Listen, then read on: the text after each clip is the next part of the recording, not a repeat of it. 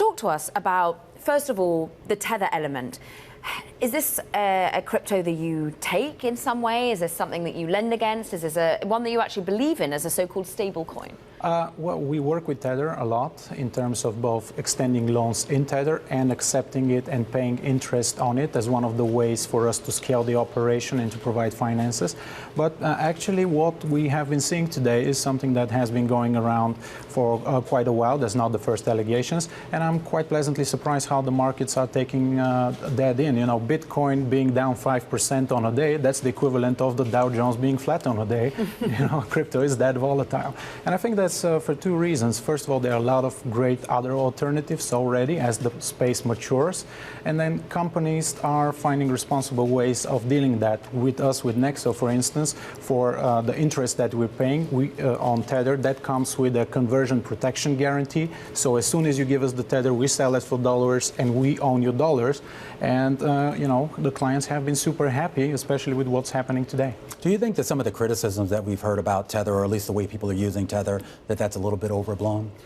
Well, who's to say? I mean, right. That's for the Attorney General and the prosecutors to examine, and they should. I mean, if there was criminal activity, not following fiduciary obligations, they should definitely look into that. And, you know, the space needs this clearing and cleaning up, so to speak. So that's the way that the institutions will come in, and that's how the wide adoption will come. And we already see that, you know, with Fidelity coming in, providing custodial services, the Yale Endowment Fund. I'm super excited. I'm actually here, apart from sit down with you guys, to take some meetings with the hedge funds and the family offices here in New York, and they're super excited with the overall space and what Nexo has to offer. I mean, and I want to take a moment to thank the Federal Reserve and the ECB for this extremely low rate environment we have been for a couple of years. Makes all the more valuable the proposition that we bring into you know, the financial sector.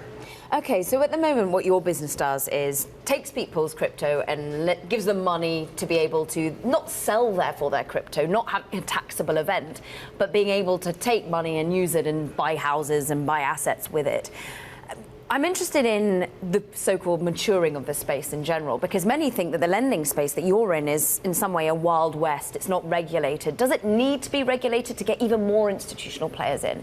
Yes, I mean, my background is I studied law. I've been in Parliament passing legislation. We have been in fintech for more than 10 years. So I am about clear rules, regulation, but that needs to be concise, business friendly, so that entrepreneurs in the space, you know, can develop beautiful and useful products.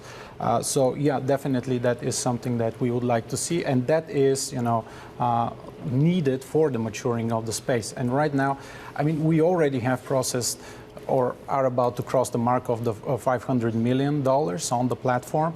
It is gaining traction. What we do, as you pointed out, is we lend out against crypto assets, and this is actually the best of both worlds, because the mentality of the people is they don't want to sell, they want to keep it, but they occasionally need access to liquidity. And for instance, one of the more interesting deals that we executed recently was a crypto mortgage with child actor Brock Pierce. Mighty Ducks might ring a bell. I'm old enough to remember that. Yeah, me too. What he did is, like, he holds 95% of his wealth in crypto, and he hates selling any of it.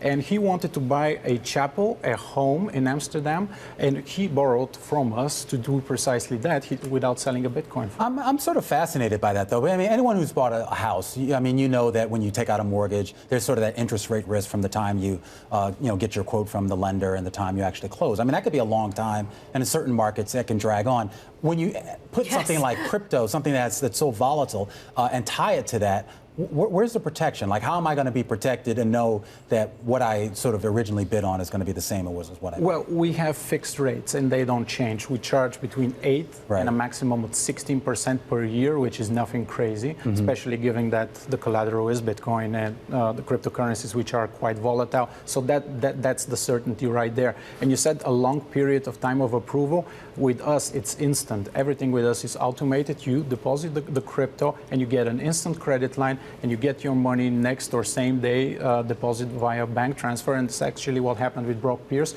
We were able to close the deal within a day, 24 hours.